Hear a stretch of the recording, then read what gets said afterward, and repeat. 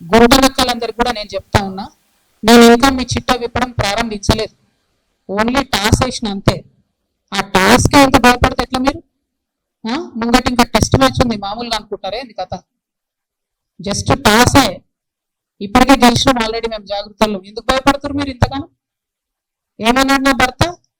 మీరు అధికారంలో ఉన్న 10 ఏళ్ళలో ఎన్నడన్నా వచ్చి మిమ్మల్ని ఒక పని అడిగినామా మేము? ఎక్కడన్నా ఎప్పుడన్నా ఒక ఫేవర్ అడిగినామా మిమ్మల్ని? ఒక్క విషయంలో అన్న అవుట్ ఆఫ్ ద వే పోయి ఏ ఒక్క మంత్రితోని కానీ, కేసీఆర్ గారితో కానీ, కేటీఆర్ గారితో కానీ, హరీష్ రావు గారితో కానీ, నా భర్త కానీ, నేను కానీ ఏమన్నా ఫేవర్ తీసుకుని ఉంటే చెప్పండి, దమ్ముగా చెప్పండి. మీకు ఊరుకుంటుంటే తమాషాలు చేస్తున్నారు. మీరు వెకిలి ప్రయత్నాలు మానుకోండి. నేను మీ మీద చేసినటువంటి ఆరోపణలకు మీకు దమ్ము ఉంటే, సిగ్గు ఉంటే, ప్రజాస్వామ్యంలో ప్రజల మధ్యలో ఉండాలనుకుంటే జవాబు చెప్పండి. అంతేగాని నా మీద మొరిగేటటువంటి వాళ్ళందరినీ వదిలిపెట్టి ఏది పడుతుంది మాట్లాడితే నేను చూస్తూ ఊరుకుంటాను అనుకోవద్దు.